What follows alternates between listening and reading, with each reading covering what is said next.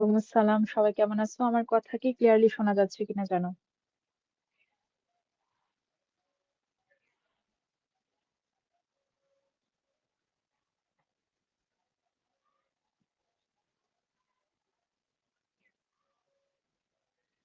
হ্যাঁ, ওয়ালাইকুম আসসালাম, সবাই কেমন আছো? আমার কথা কি ক্লিয়ারলি শোনা যাচ্ছে কিনা জানো?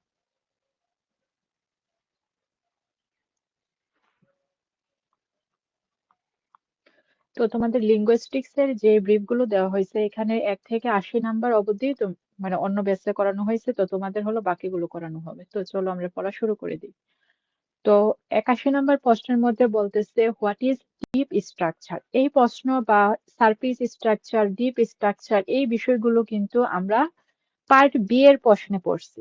ওকে, তো বিষয়গুলো আসলে পার্ট বি পড়লে কিংবা পার্ট সি পড়লেই আমাদের ক্লিয়ার হয়ে থাকার কথা। তারপরও আমরা ব্রিফের জন্য তো বড় সেন্টেন্স দিয়ে লাভ নাই, ব্রিফের জন্য জাস্ট বিষয় যেটা এটা দিতে হবে।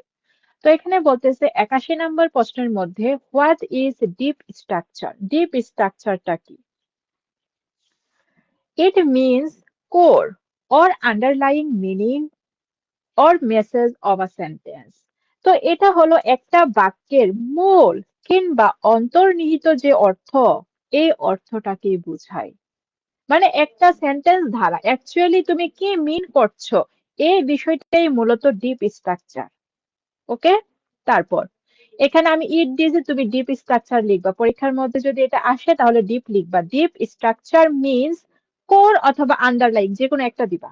ওকে, আমি এখানে তোমাদের দুইটা দিচ্ছি, তুমি এখানে একটা দিবা, কোর দিবা অথবা আন্ডারলাইন দিবা, বা অ্যাকচুয়াল দিতে পারো।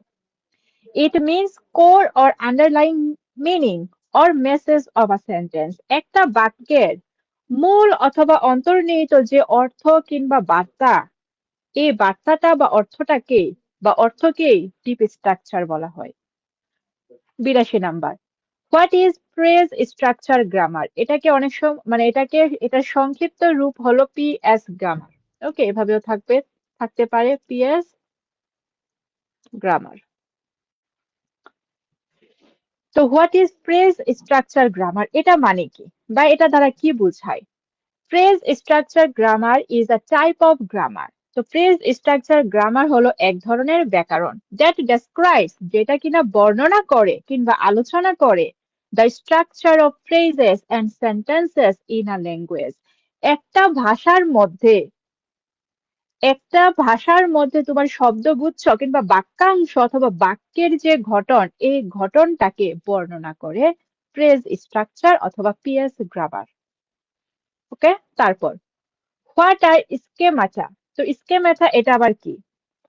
স্কেমাটা আর মেন্টাল স্ট্রাকচার। তো এটা হলো আমাদের মানসিক কাঠামো দ্যাট হেল্প আস, যেটা কিনা আমাদেরকে সাহায্য করে অর্গানাইজ এন্ড আন্ডারস্ট্যান্ড ইনফরমেশন। কোনো তথ্যকে কি করতে, কোনো তথ্যকে গুছিয়ে রাখতে অথবা সুসংগঠিত করতে বা একসাথে সাজিয়ে রাখতে এবং ওইটাকে বুঝিয়ে সরি এটাকে বুঝতে আমাদের যে মেন্টাল অথবা মানসিক যে ঘটনটা, বা এক কথায় তোমার স্ট্রাকচার বুঝি না, মানসিক ক্যাপাসিটিটা যে আমাদেরকে হেল্প করতেছে, এটাকেই মূলত তোমার ইসকে ব্যথা বলা হয়। তারপর হোয়াট ইজ রিকারশন। এটা আমরা সিনট্যাকটিক প্রসেস যে পড়ছি ওইখানে আছে। তো ওই ওই প্রশ্নটা পড়লে কিন্তু এটা আলাদাভাবে জানার প্রয়োজন নাই, তবু আমরা এখানে জানি। চলো, হোয়াট ইজ রিকারশন। রি রি মানে কি পুনরায় ঘটা। ওকে, তো মনে রাখবা এটা রি মানে কি পুনরায় ঘটা। তো একটা নিয়ম অ্যাপ্লাই করে যখন আমরা কোনো সেন্টেন্সকে বানাতে পারি, এই বিষয়টাকে রিকারশন বলা হয়। তো চলো এখানে দৃষ্টিতে পড়ি। When rules can be applied more than once in producing sentences, বাক্য তৈরি বা বাক্য গঠন করার সময় যখন একই ব্যাকরণগত নিয়ম বারবার প্রয়োগ করা হয়, this process is called recursion। এই প্রক্রিয়াটাকে রিকারশন বলা হয়। এই যে আমরা যখন তোমার এটার প্রশ্নটা পড়ছিলাম সিনট্যাক্সের অধ্যায়ের মধ্যে, তখন কি দিয়েছিলাম? প্রথম লাইনটা ছিল অ্যান ওল্ড ম্যান, তারপর দিয়েছিলাম কি দ্য লিটল ওল্ড ম্যান। ওকে, মানে এরকম কি করছিলাম আমরা আস্তে আস্তে একটা একটা শব্দকে এখানে যুক্ত করে সেন্টেন্সটাকে বড় করছি। তো এই যে একটা একটা সেন্টেন্স এখানে অ্যাডজেক্টিভ কিন্তু যুক্ত করছিলাম, তো অ্যাডজেক্টিভ যুক্ত করে যে আমরা সেন্টেন্সটাকে বাড়ালাম বা বৃদ্ধি করলাম বা বর্ধিত করলাম, এই প্রক্রিয়াটাকে রিকারশন বলা হয়। What is embedding? এমবেডিং কি? Embedding is a syntactic process. তো এমবেডিং হলো বাক্য গঠন সংক্রান্ত প্রক্রিয়া, ইন হুইচ যেটার মধ্যে the subordinate clause is set in the main clause, যেটার মধ্যে তোমার অধীনস্থ যে ক্লজ, এই ক্লজটা হলো মেইন ক্লজের মধ্যে বসানো হয়। এই যে পড়ছিলাম না, the man who is who is standing there is my brother, এরকম পড়ছিলাম না? দেখো উদাহরণ দিচ্ছি।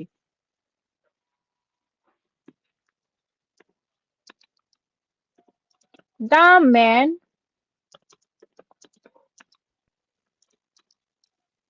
হু is standing there is my brother. তো এখানে বলো তো মেইন ক্লজ কোনটা আর হলো তোমার কোনটা, সাবঅর্ডিনেট অথবা ডিপেন্ডেন্ট ক্লজ কোনটা?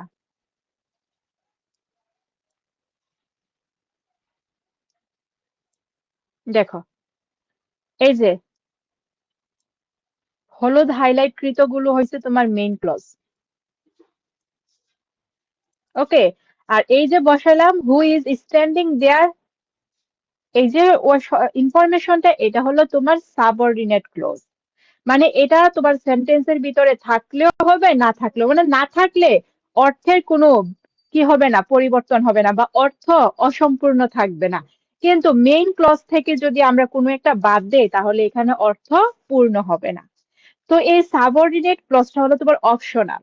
এটা মূলত একটা বাক্য সম্পর্কে অতিরিক্ত তথ্য প্রদান করে। বুঝতে পারছি? তো এই কথাটাই বলছে, এই যে আমরা দেখো একটা বাক্য ছিল, এই বাক্যের মধ্যে অতিরিক্ত অংশ হিসাবে the man is my brother, এটা হলো মেইন ক্লজ। এই ক্লজের ভিতরে আমরা অতিরিক্ত একটা ইনফরমেশন হিসাবে সাবঅর্ডিনেট ক্লজ হিসাবে হু ইজ স্ট্যান্ডিং দেয়ার, এই শব্দগুচ্ছটা ব্যবহার করছি। তো এখানে যে মেইন ক্লজের ভিতরে একটা সাবঅর্ডিনেট ক্লজকে ইনক্লুড করে দিছি, এটাই মূলত এমবেডিং। ওকে, তারপর আচ্ছা প্রথম পাঁচটা সকলের কাছে ক্লিয়ার কিনা? 81 থেকে 85, 81 থেকে 85 সকলের কাছে ক্লিয়ার হলো কিনা?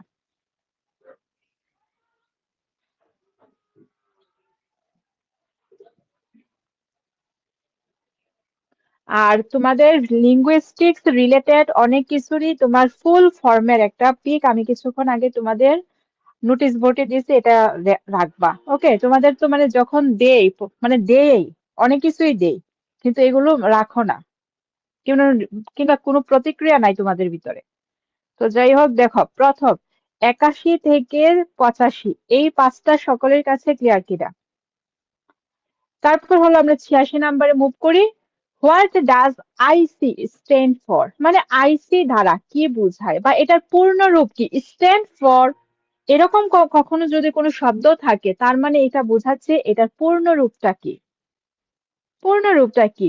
ইমিডিয়েট কনস্টিটিউয়েন্ট, এটার পূর্ণ রূপ। তারপর what is টিজি grammar?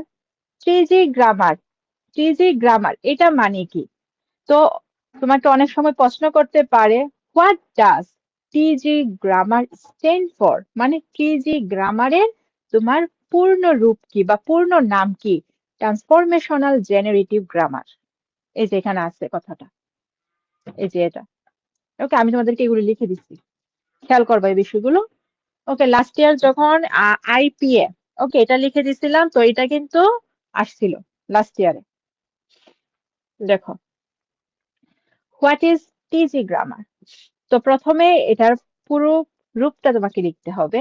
Transformational generative grammar is a theory of grammar developed by linguist Noam Chomsky. এতটুকু আগে বলি। তো ট্রান্সফরমেশনাল জেনারেটিভ গ্রামার হলো ভাষাবিদ নোয়াম চমস্কি উদ্ভাবিত কিংবা প্রস্তাবিত একটা ব্যাকরণের তত্ত্ব। which describes যেটা বর্ণনা করে কিংবা আলোচনা করে how language structures are generated and transformed to express ideas, কিভাবে ভাষার গঠন তৈরি করা হয় এবং তা ভাব প্রকাশ কিংবা আমাদের চিন্তা ভাবনাগুলোকে প্রকাশ করার জন্য পরিবর্তিত হয়। ট্রান্সফর্মড মানে রূপান্তরিত কিংবা পরিবর্তিত হয়। ওকে, টিজি গ্রামারের এই ডেফিনেশনটা ক্লিয়ার কিনা বলো। তো টিজি গ্রামার কে প্রস্তাবনা করেন বা কে উদ্ভাবন করেন? Noam Chomsky. তো এরকম দেখতে মানে এরকম হতে পারে যে তোমার একটা থিওরির কথা বলছে বা একটা কনসেপ্টের কথা বলছে, এটা কে, এটার প্রবক্তা কে, এরকম প্রশ্ন করতে পারে।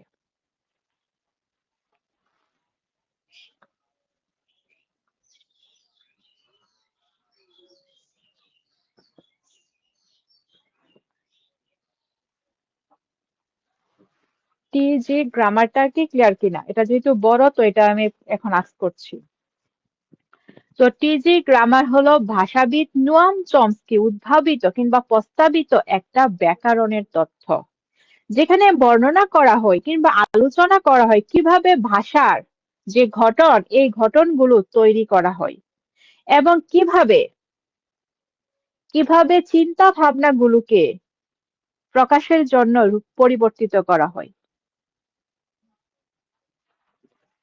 তারপর ৮৮ নাম্বার, হোয়াট ইজ কোহেরেন্স? কোহেরেন্সটা কি? Coherence is the logical connection off ideas in a text. একটা টেক্সটের মধ্যে, ওকে, একটা টেক্সটের মধ্যে তোমার বিভিন্ন ধারণাগুলোর মধ্যে যে যৌক্তিক একটা সম্বন্ধ, যৌক্তিক একটা কানেকশন থাকে, এই কানেকশনটাকেই কোহেরেন্স বলে। মনে করো তোমাকে বলছে মাইসেলফ বলার জন্য, ওকে, নিজের সম্পর্কে কিছু বলার জন্য, কিন্তু তুমি এটা না বললা, মনে করো প্রথম লাইনে বলছো মাই নেম ইজ ইমুক বলছো, তারপর বলতেছো যে আমার ফ্রেন্ড হয়েছে এটা করতেছে, আমার ওই ফ্রেন্ড এটা করতেছে, মানে কি তোমাকে বলছে একটা, তুমি ওপেনিং লাইনে একটা বলছো কিন্তু পরবর্তী লাইনের মধ্যে তুমি অন্য কথা বলতেছো। তো এই যে একটা লাইনের সাথে আরেকটা লাইনের যে তোমার সংযোগটা কিংবা যৌক্তিক যে একটা সম্বন্ধ, এই সম্বন্ধটাকে কোহেরেন্স বলা হয়। তারপর cohesion. Cohesion refers to the organization of sentences that work together as a whole within a paragraph. আর কোহেশন বলতে হলো একটা প্যারাগ্রাফের ভিতরে বাক্যগুলোর একটা সুসংগঠিত রূপকে বোঝায়, ওকে, যেগুলো একটা একক হিসাবে কাজ করে। তারপর হোয়াট ইজ ইনফ্লেকশন?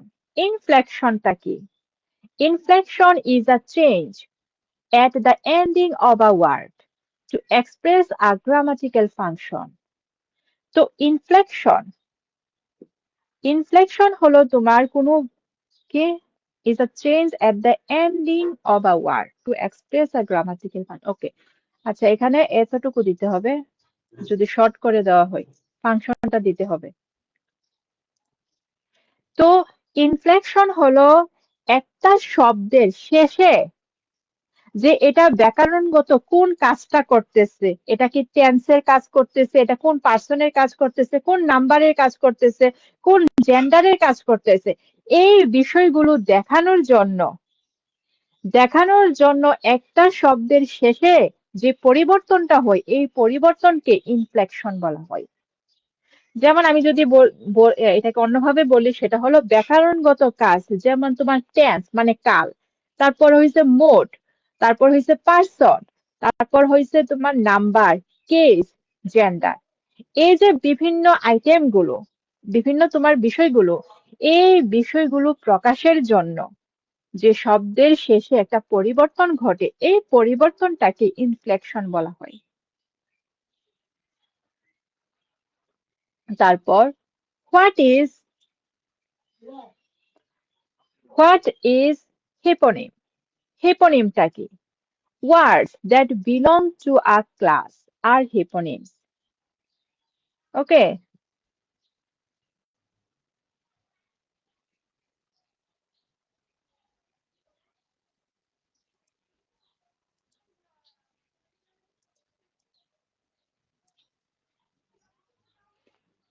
আগের ক্লাসে যতটুকু ছিল তার চেয়ে তারপরের থেকে এখানে শুরু হবে।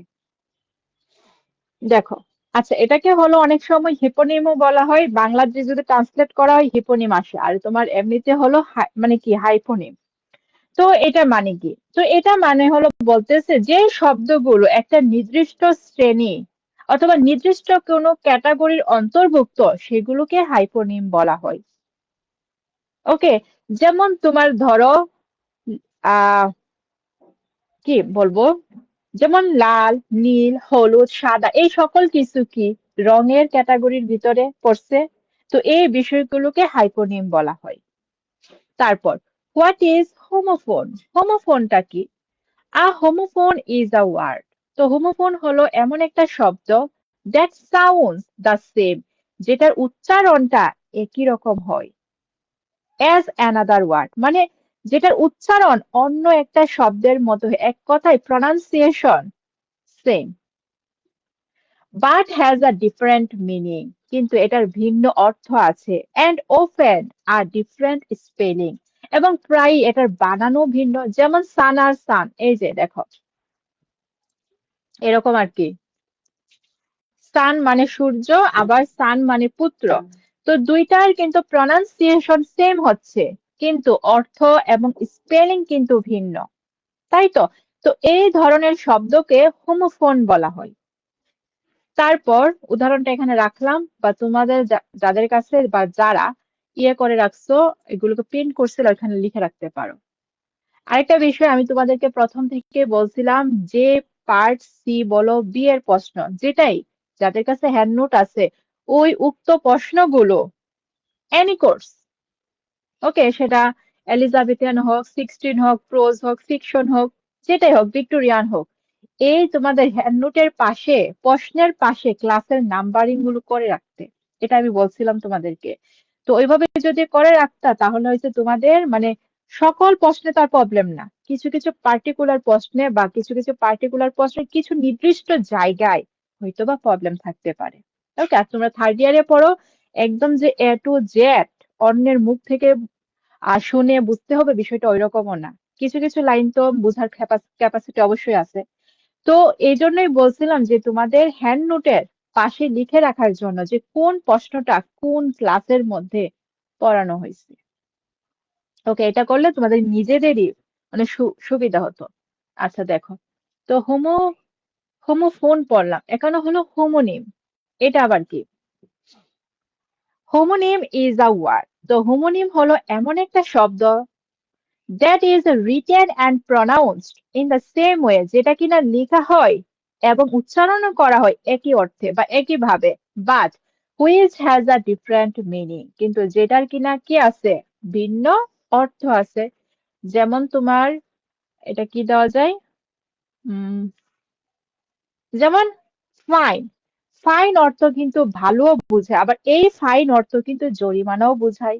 মানে কন্টেস্টের উপরে ভিত্তি করে তোমার এটার কি অর্থের পরিবর্তন হবে। আবার মনে করো ব্যাট, এই যে ব্যাট, এই ব্যাট অর্থ হলো খেলার ব্যাট, আবার এই ব্যাট অর্থ কিন্তু বাদরও বোঝায়। বাদর, বাদর তো চিনি, বাদরও বোঝায় কিন্তু। ওকে, তো এই ধরনের শব্দগুলো, যে শব্দগুলো তোমার উচ্চারণ করতেও সেম, লিখতেও সেম, মানে স্পেলিংও সেম, প্রনাউন্সিয়েশনও সেম, দুটোটাই সেম, শুধু অর্থটা ভিন্ন হয়। ওকে, তো এই ধরনের শব্দকে হোমোনিম বলা হয়। তারপর অ্যান্টোনিম তো বুঝি, বিপরীত। What is an antonym? Antonym কি? A word that is opposite in meaning to another word is called antonym. তো একটি শব্দ যা অন্য একটি শব্দের বিপরীত অর্থ প্রকাশ করে তাকেই মূলত কি বলা হয়, অ্যান্টোনিম বলা হয়। তারপর, what is language acquisition? Language acquisition বলতে কি বোঝায় বা এটা কি? Language acquisition refers to the process. তো ভাষা অর্জন কিংবা ল্যাঙ্গুয়েজ অ্যাকুইজিশন বলতে সেই প্রক্রিয়াকে বোঝায় কিংবা নির্দেশ করে, বাই হুইচ, যার মাধ্যমে বা যার দ্বারা humans learn and developed the ability to understand, produce and communicate using language, যার মাধ্যমে মানুষ ভাষা বোঝা, বলা এবং যোগাযোগের ক্ষমতা শেখে এবং কি করে? বিকশিত করে। ওকে, আবার বলি, দেখো, language acquisition refers to the process. তো ভাষা অর্জনটা মূলত একটা প্রক্রিয়াকে নির্দেশ করে, বাই হুইচ, যার মাধ্যমে কিংবা যার দ্বারা হিউম্যানস লার্ন অ্যান্ড ডেভেলপ, মানুষেরা শিখে এবং বিকাশ করে বা উন্নত করে দ্য এবিলিটি, ক্ষমতাটা কিসের জন্য? টু আন্ডারস্ট্যান্ড, বুঝতে, প্রডিউস, উৎপাদন করতে, অ্যান্ড কমিউনিকেট, এবং যোগাযোগ করতে, ইউজিং ল্যাঙ্গুয়েজ, ভাষা ব্যবহার করে বুঝতে, উৎপন্ন করতে এবং যোগাযোগ করার যে ক্ষমতা, এই ক্ষমতাটাকে শিখতে এবং উন্নত করতে যে একটা প্রক্রিয়া আছে, ওই প্রক্রিয়াটাকে ল্যাঙ্গুয়েজ অ্যাকুইজিশন বলা হয়। 95 number, what is first language, অথবা এটাকে তোমার L1 দিতে পারে, the native language of the learner, শিক্ষার্থীর মাতৃভাষাই হলো তার প্রথম ভাষা।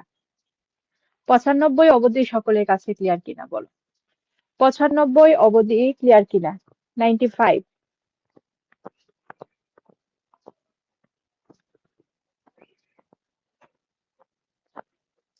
তো এই লিঙ্গুইস্টিক্সটা হলো তোমাদের টোটাল 3টা ক্লোজ হবে। একটা হলো তো ড্রামা তো পরীক্ষায় শেষ, ওটা তো হয়ে গেছে। তারপর 16 এন্ড 17 সেঞ্চুরি পোয়েট্রিও ডান। তারপর আজকে এই ক্লাসটা করলে লিঙ্গুইস্টিক্স ডান হবে। ওকে, আর হলো কালকে আমরা ভিক্টোরিয়ানের 2টা টপিক পড়ছি। ওকে, আর ভিক্টোরিয়ানের আর কোনো টপিক তোমাদের এখানে পড়াবো না, এটা হচ্ছে ওদের এখানে পড়াবো, তোমরা পরবর্তীতে রেকর্ড পাবা। আর হলো আজকে রাত্রের ক্লাসে তোমাদেরকে ক্রিটিসিজম টাচ করাবো। আর ক্রিটিসিজম একটা টপিকে একবার পড়বো। ক্রিটিসিজমটা যেহেতু ক্রিটিক্যাল, তাই একটা টপিক একদিন একদিন করে, মানে 5টা ক্লাস এটা শেষ করতে হবে, যেহেতু টপিক 5টা। আর হলো তোমাদের 30 তারিখ থেকে প্রোজ ধরবো। ওকে, প্রোজের ক্লাসও নিতে হবে নাকি? ব্রিফ নিব প্রোজের। তারপর হোয়াট ইজ সেকেন্ড ল্যাঙ্গুয়েজ, তো দ্বিতীয় ভাষাটা কি? যেমন আমাদের সেকেন্ড ল্যাঙ্গুয়েজ কি? মাতৃভাষা বাংলা ছাড়া আমরা অন্য যত ভাষা শিখি, ওই সকল কিছুই আমাদের সেকেন্ড ল্যাঙ্গুয়েজ। আর second language is a language, তো দ্বিতীয় ভাষাটা হলো একটা ভাষা, that is learn or acquire, যেটা কিনা শিক্ষা মানে আমরা অর্জন করি কিংবা শিখি, after a person's native or first language, একজন ব্যক্তির মাতৃভাষা কিংবা প্রথম ভাষার পর যে ভাষাটি আমরা শিখি কিংবা অর্জন করি, তাকেই দ্বিতীয় ভাষা বা সেকেন্ড ল্যাঙ্গুয়েজ বলে। তারপর 97, হোয়াট ইজ ল্যাট, এই যে দেখো, এগুলো কিন্তু আমরা পার্ট বিতে পড়ছি। দেখো, বিষয়গুলো কিন্তু যেগুলো আমরা পার্ট বিতে পড়ছি, পার্ট সিতে পড়ছি, এখান থেকেই লিঙ্গুইস্টিক্স এর প্রশ্ন হতে পারে। তো চোখ কান খোলা রেখে লিঙ্গুইস্টিক্স এর প্রশ্নগুলো পড়ো। দেখো, ল্যাটটা কি?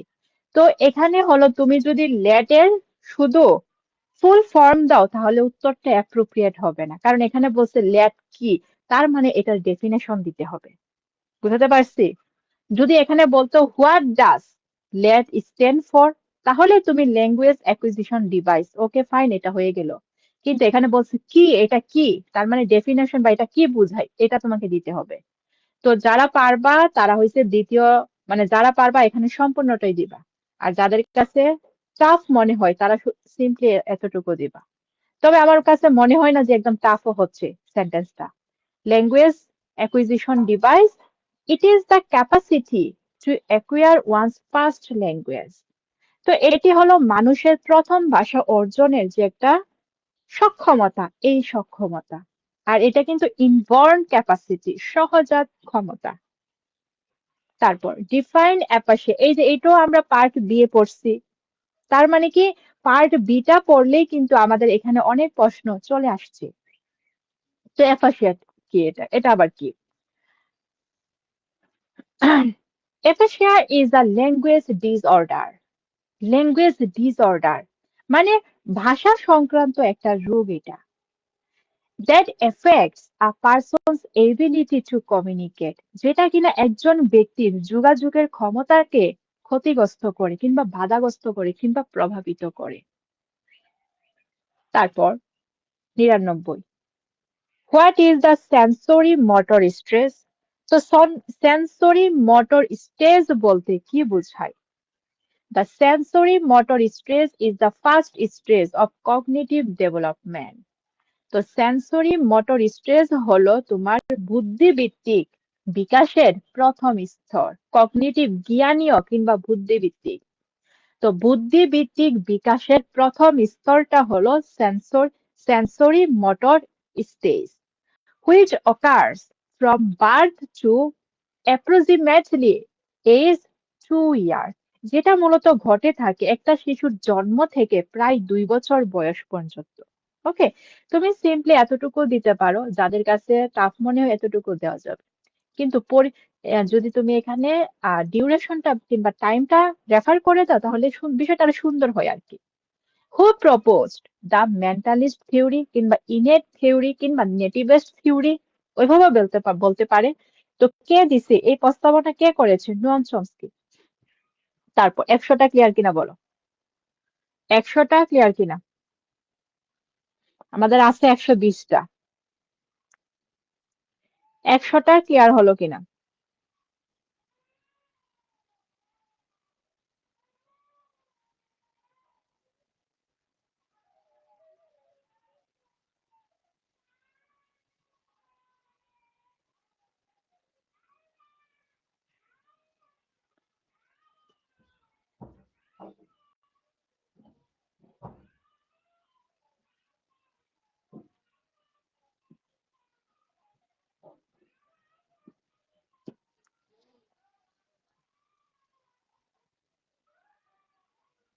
তারপর 101 নাম্বার, এখানে বলছে what are the 4 stages of child language development of PZ. Okay, তো এটাকে আবার পিয়াজেট এরকমও বলে, যেহেতু এটা অরিজিনাল ইংরেজি শব্দ না, তাই এক একজনে এক এক রকম ভাবে এটাকে উচ্চারণ করে। ওকে, দেখো, তো উনি হলো একজন সাইকোলিঙ্গুইস্টিক। তো উনি হলো একটা দিছিল, একটা মন্তব্য করেছিল, এখানে হলো তোমার একটা শিশু যে ভাষার বিকাশটা, এই বিকাশটা 4টা স্তরে ঘটে। তো এই 4টা স্তরের নাম কি? দ্য 4 স্টেজেস, তো 4টা স্তরের নাম সেন্সরি মোটর স্টেজ। এই যে উপরে যে আমরা সেন্সরি মোটর স্টেজের কথাটা পড়ছি, মূলত উনার কনসেপ্ট থেকেই পড়ছি এটা। প্রথমটার নাম হলো সেন্সরি মোটর স্ট্রেস। ওকে, তারপরেরটা হলো প্রি অপারেশনাল স্ট্রেস, তারপরেরটা হলো কনক্রিট অপারেশনস স্টেজ, তারপর হলো ফর্মাল অপারেশনস স্ট্রেস। এই 4টা হলো তোমার প্রিজেটের মতে একটা শিশুর ভাষা বিকাশের 4টা স্তর। তারপর হোয়াট ইজ ব্যাবলিং স্ট্রেস, এটা আমরা পড়ছি। এই যে একটা শিশুর ভাষার কিভাবে বিকাশ ঘটে, এই প্রশ্নের মধ্যে পড়ছি এটা। Babbling stage কি? The babbling stage is an early phase of language development in infants. তো babbling স্টেজটা হলো শিশুদের ভাষা বিকাশের একটা প্রাথমিক পর্যায়, ইউজুয়ালি বিটুইন 6 to 9 মাস, সাধারণত বা সচরাচর 6 থেকে 9 মাস। এই সময়টায় শিশুদের ভাষার যে বিকাশ ঘটে, এই বিকাশটাকে বা এই স্তরটাকে, এই পর্যায়টাকে ব্যাবলিং স্টেজ বলা হয়। When babies produce repetitive consonant vowel sounds, যখন বাচ্চারা কি করে তোমার ব্যঞ্জন বর্ণ, ওকে, পুনরাবৃত্তিমূলক ব্যঞ্জন বর্ণগুলো উৎপাদন করে, যেমন বা, বা, মা, মা, ডা, ডা, ওকে, এরকম কথা তারা কি করে উচ্চারণ করে। তো ওই স্টেজটাকে বা ওই স্তরটাকে, ওই ধাপটাকে ব্যাবলিং স্টেজ বলা হয়। তারপর what do you understand by care giver speech, তো কেয়ার গিভার স্পিচ বলতে কি বুঝো? তো এটা আসলে মনে হয় যে একটা অ্যাবসার্ড একটা টার্ম, কিন্তু আসলে ভিতরে পড়লে বোঝা যায় এটা অ্যাবসার্ড কোনো টার্ম না। দেখো, care giver speech refers to the unique way. তো কেয়ার গিভার স্পিচ বলতে হলো একটা অতুলনীয়, একটা অনন্য অনন্য পদ্ধতিকে বোঝায়, দ্যাট কেয়ার গিভার্স লাইক, যেমন কেয়ার গিভার্স মানে অভিভাবক টাইপের বা যারা কেয়ার করে, ওকে, যেমন like parents, guardians or others talk to infants and young children.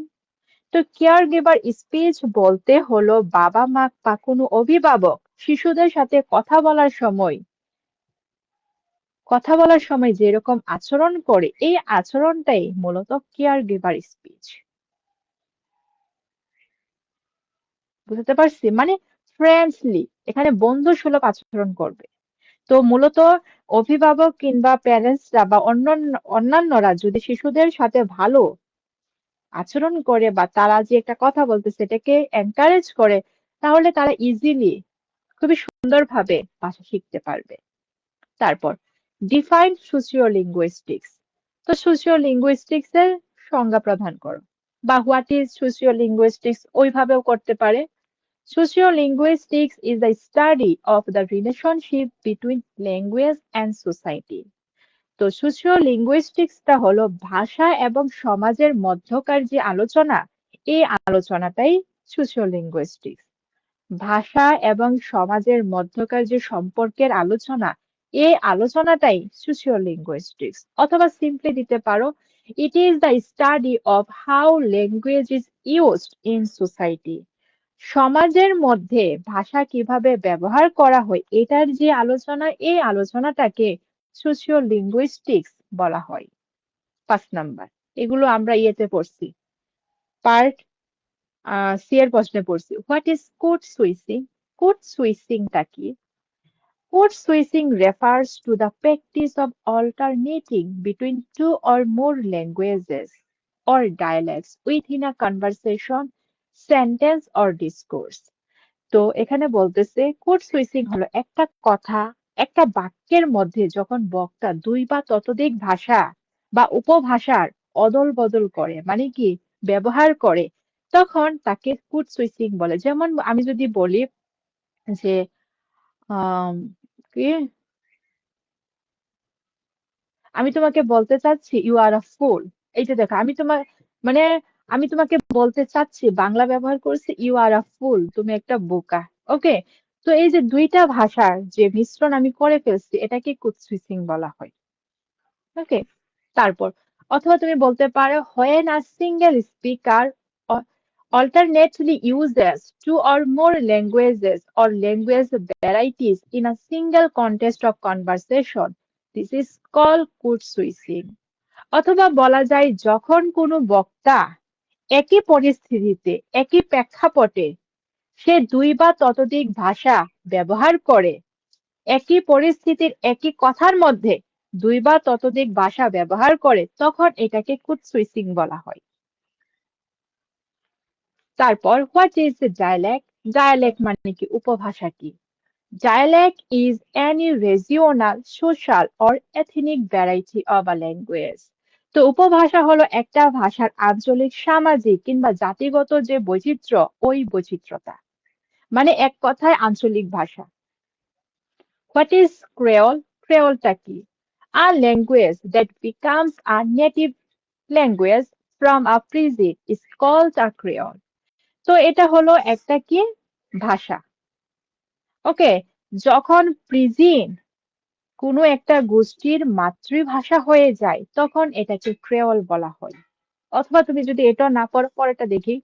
When a pidgin becomes a lingua franca of a community, যখন প্রিজিন কোনো একটা ভাষা গোষ্ঠীর সাধারণ ভাষায় বা মাতৃভাষায় পরিণত হয়, it is called a creole, তখন এটাকে ক্রেওল বলা হয়। 8 নাম্বার, হোয়াট ইজ পিজিন? পিজিনটা কি? Pidgin is a mixed language. এটা হলো একটা মিশ্র ভাষা। Used in the conversations, যেটা কিনা কথার মধ্যে ব্যবহার করা হয়। Between the speakers of the two or more different languages. মানে দুই বা ততোধিক ভাষাভাষী বক্তাদের কথাবার্তার মধ্যে যে একটা মিশ্র ভাষা ব্যবহার করা হয়, এটাকে প্রিজিন ভাষা বলা বা প্রিজিন বলে। এটাকে আবার তোমাকে ট্রেড ল্যাঙ্গুয়েজও বলা হয়, মানে বাণিজ্যিক ভাষা বলা হয় অনেক সময়। তারপর হোয়াট ইজ মাল্টিলিঙ্গুয়ালিজম? মাল্টি মানে কি, বহু। তো যে বা যার মধ্যে তোমার বহু ভাষার উপরে যার আত্মস্থতা আছে, কিংবা বহু ভাষা সম্পর্কে সে যার নলেজ আছে, অথবা দুই বা তার অধিক ভাষা যে বলতে পারে, কথা বলতে পারে, ওই বিষয়টাকে মাল্টিলিঙ্গুয়ালিজম বলা হয়। তো চলো দেখি কি বলছে এখানে। Multilingualism refers to the ability of an individual speaker or the speakers of a whole community. তো মাল্টিলিঙ্গুয়ালিজম বলতে একজন বক্তার অথবা কোনো একটা নির্দিষ্ট সম্প্রদায়ের বক্তাদের যে একটা সক্ষমতা, একটা ক্ষমতা আছে, ওই ক্ষমতাটাকে বোঝায়। To speak in two or more than two languages with proper fluency, দুই বা তার অধিক ভাষায় একদম সমদক্ষতার সহিত যে কথা বলতে পারে, ওই ক্ষমতাটাকেই মাল্টিলিঙ্গুয়ালিজম বলা হয়। মাল্টি বলতে বহু, এটা মাথায় রাখবা। তারপর হোয়াট ইজ রেজিস্টার? রেজিস্টার কি? A register refers to the variation in the language used depending on the context, audience, and purpose of communication. তো রেজিস্টার বলতে হলো প্রেক্ষাপট কিংবা পরিস্থিতি, শ্রোতা এবং যোগাযোগের উদ্দেশ্যের উপরে ভিত্তি করে মানুষের ভাষার ব্যবহারের যে পরিবর্তন ঘটে, এই পরিবর্তনটাই রেজিস্টার। যেমন অ্যাজ আ হিউম্যান বিং, তুমি তোমার সন্তানদের সাথে একরকম কথাবার্তা বলো, তুমি তোমার শাশুড়িদের মানে শ্বশুর শাশুড়ি তাদের সাথে একরকম ভাবে কথা বলো, তুমি যখন কোনো শপে যাবা তার সাথে একরকম কথা বলবা, মানে সেলারের সাথে একরকম কথা বলবা, রিক্সাতে উঠবা রিক্সাওয়ালার সাথে একরকম কথা বলবা। তো এই যে পরিস্থিতি, যোগাযোগ, উদ্দেশ্য, এই সকল কিছুর ভিত্তিতে যে আমাদের ভাষার ভেরিয়েশন হচ্ছে, পরিবর্তন হচ্ছে, এটাকে রেজিস্টার বলা হয়। অথবা তুমি সিম্পলি বলতে পারো আর register is the functional speech varieties of an individual. অথবা তুমি বলতে পারো একজন ব্যক্তির কার্যকরী যে বক্তৃতা, এই বক্তৃতার যে তোমার বিচিত্রতা, এই বিচিত্রতাটাই মূলত রেজিস্টার। এখানে ফাংশনাল বলতে হলো এই যে সে তার ওয়াইফের সাথে কিভাবে কথা বলছে, ছেলে মেয়েদের সাথে কিভাবে কথা বলতেছে, তার কলিগদের সাথে কিভাবে কথা বলছে, রিক্সা পোলারের সাথে কিভাবে কথা বলছে, এই যে এটা কি ফাংশন না, এটা কাজ না? তো এই এই বিষয়টাকে মূলত রেজিস্টার বলা হচ্ছে। তারপর হোয়াট ইজ ডিগ্লোসিয়া? এটা আবার কি? আচ্ছা, 110টা ক্লিয়ার কিনা বলো? 110 অবধি ক্লিয়ার কিনা?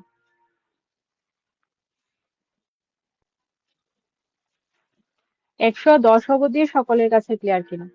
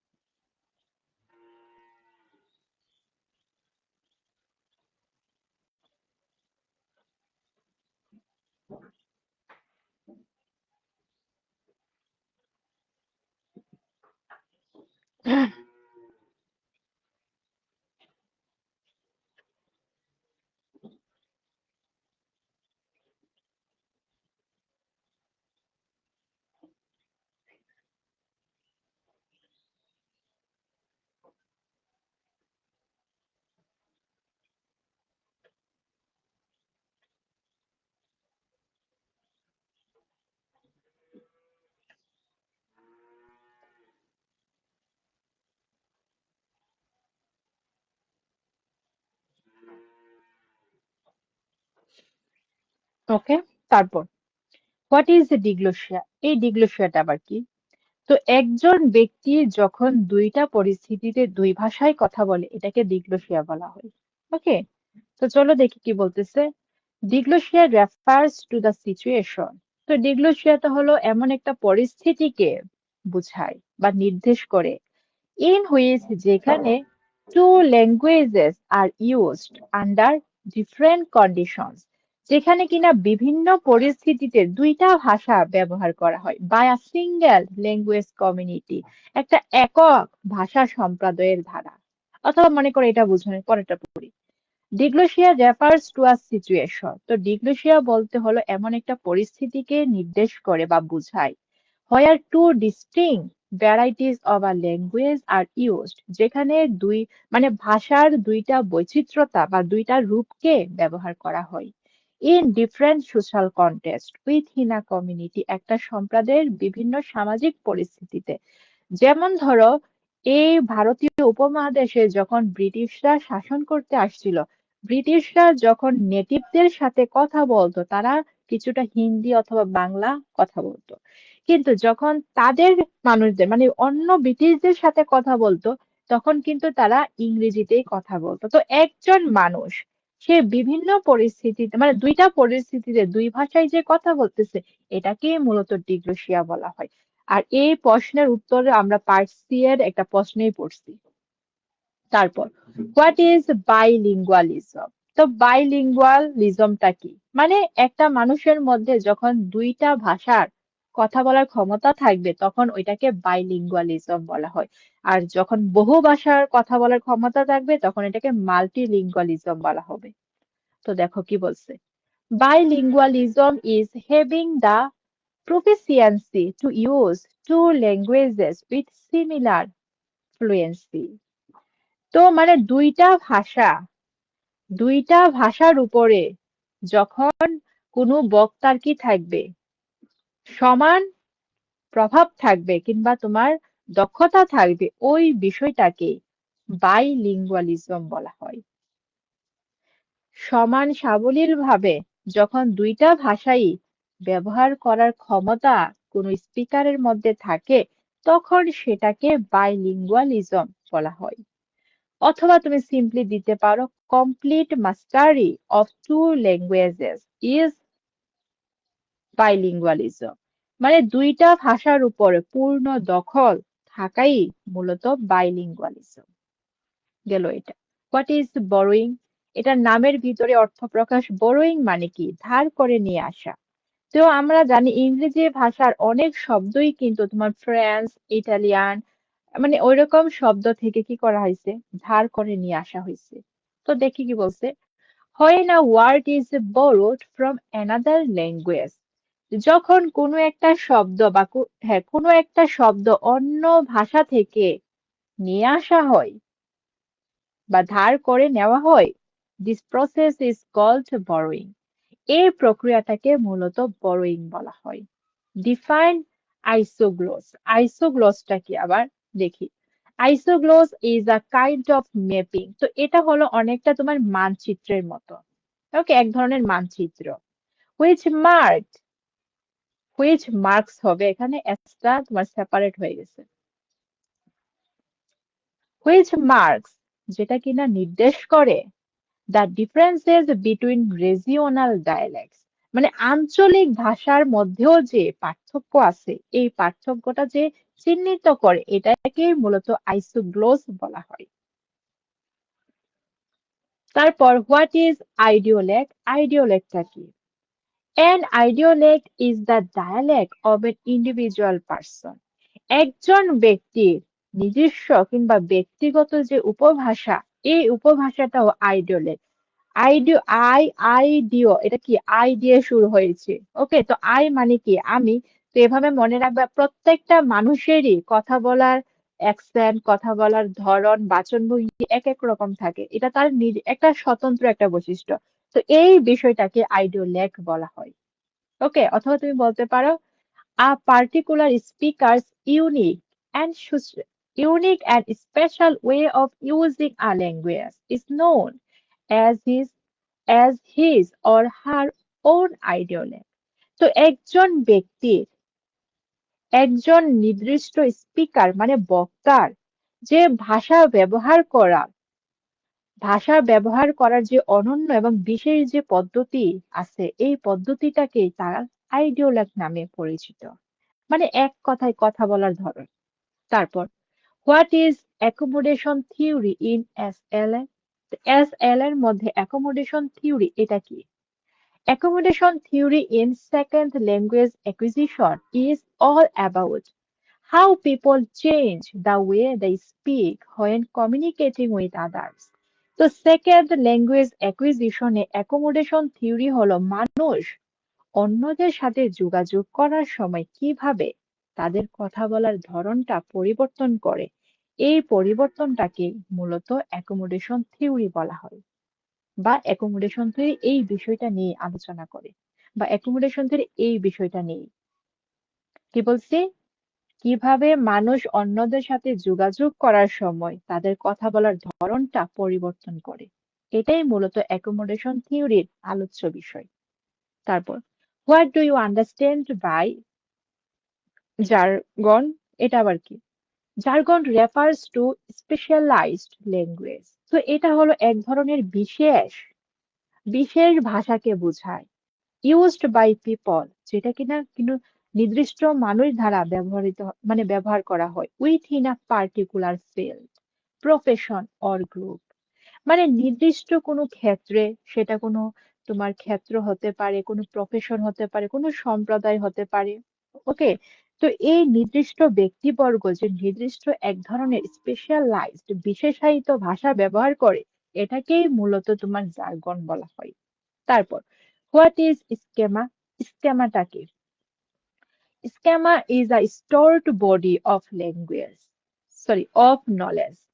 তো মস্তিষ্কে মানুষের মস্তিষ্কে বা মানুষের ব্রেনের মধ্যে যে সঞ্চিত যে জ্ঞানটা থাকে, এই জ্ঞানটাই তোমার schema. What is psycholinguistics? Psycholinguistics এটা আবার কি? Psycholinguistics is the study of the relationship between language and the human mind.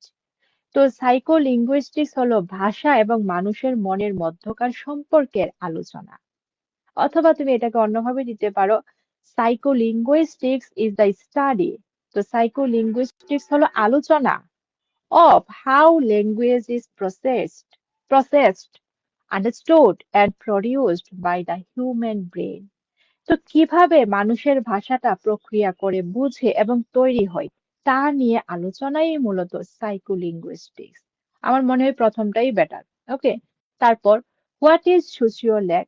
সোশিওলেকটা কি? আর সোশ্যাল ডায়ালেক্ট অর সোশিওলেক? সোশিওলেকের আরেকটা নাম কিন্তু সোশ্যাল ডায়ালেক্ট। আমরা এটা একটা পার্ট সি এর মধ্যে পড়ছিলাম। Is spoken by the people of a specific class.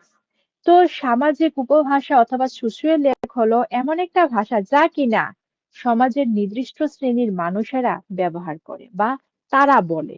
তো এটা ছিল তোমার 120টা।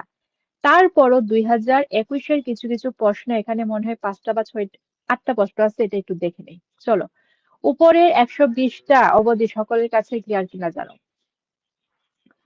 উপরের 120টা সকলের কাছে ক্লিয়ার হলো কিনা?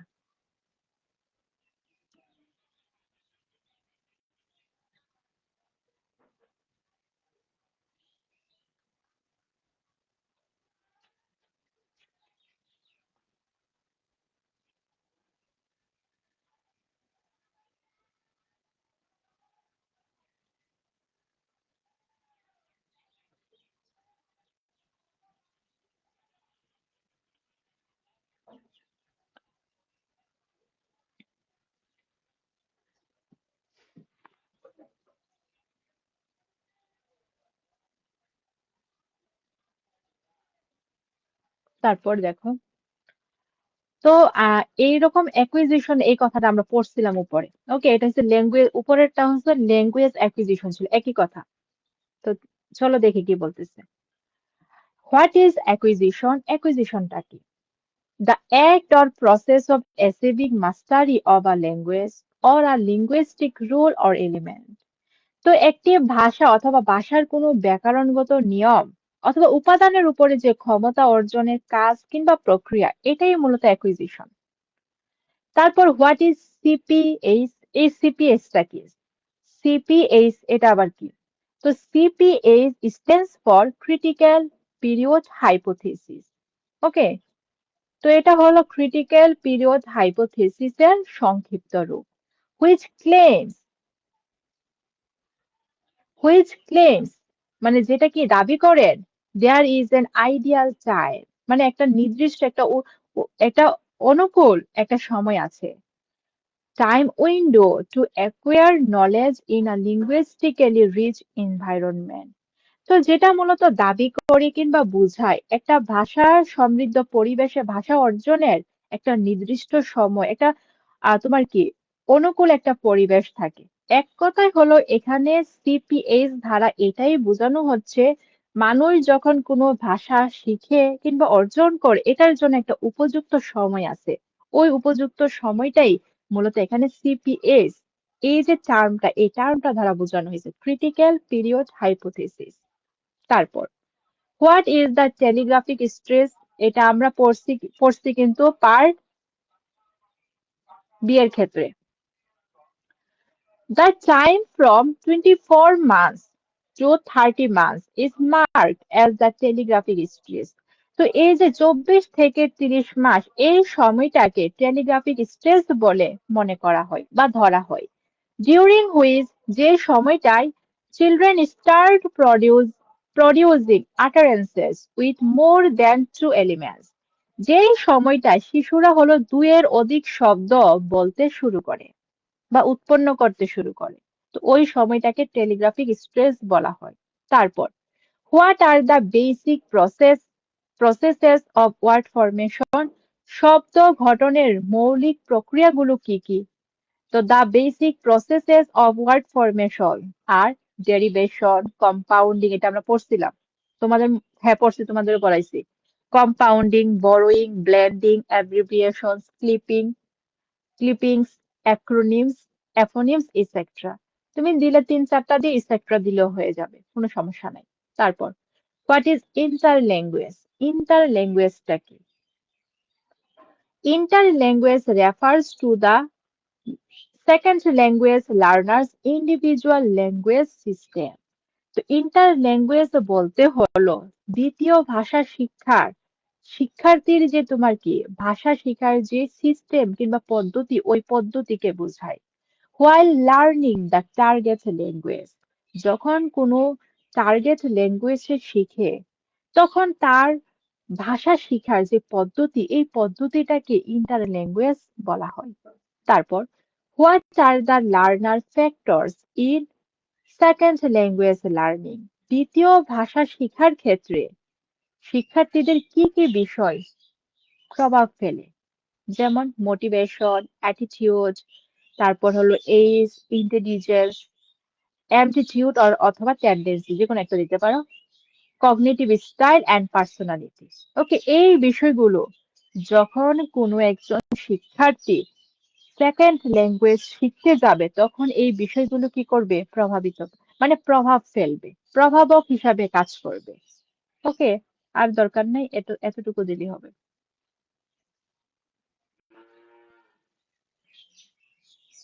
তারপর why it is called why what is it called when pidgin becomes a mother tongue, যখন পিজিন মাদার টাং মানে মাতৃভাষা হয়ে যায় তখন এটাকে কি বলে? ক্রেওল বলে। It is called creole, simple. তারপর what does ZPD stand for, ZPD এটার মানে কি, এটার পূর্ণ রূপ কি?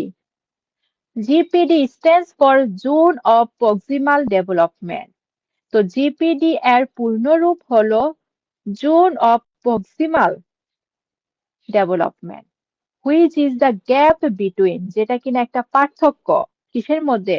What are learner can learn by themselves, একজন শিক্ষার্থী নিজে নিজে কতটুকু শিখতে পারে এবং সে টিচারের সাহায্যে কতটুকু শিখতে পারে, এই দুইটা শিক্ষার মধ্যে যে একটা পার্থক্য, এই পার্থক্যটাকে মূলত জিপিডি বলা হয়। এই যে পরে আছে and what she or he can learn with the help of teachers, তো একজন শিক্ষার্থী সে নিজে নিজে যা শিখতে পারে এবং একজন শিক্ষকের সহায়তায় সে কিভাবে কতটুকু শিখতে পারে, এই দুইটার মধ্যে যে একটা পার্থক্য, এই পার্থক্যটাকে জোন অফ প্রক্সিমাল ডেভেলপমেন্ট কিংবা সংক্ষেপে জিপিডি বলা হয়। তো সকলের কাছে লিঙ্গুইস্টিক্স এর ব্রিফ গুলো ক্লিয়ার কিনা?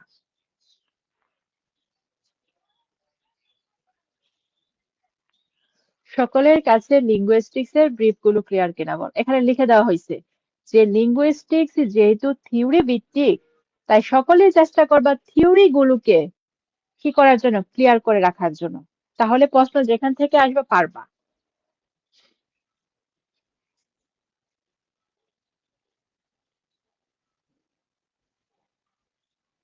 তো এরই সাথে সাথে তোমাদের মানে কামিং যে পরীক্ষাগুলো আছে এই পরীক্ষার দুইটা কিন্তু টপিক ক্লোজ হয়ে গেল, একটা হলো 16 and 17 সেঞ্চুরি পোয়েট্রি, আরেকটা হলো তোমার আরেকটা হলো কি এই যে এটা মানে লিঙ্গুইস্টিক্স।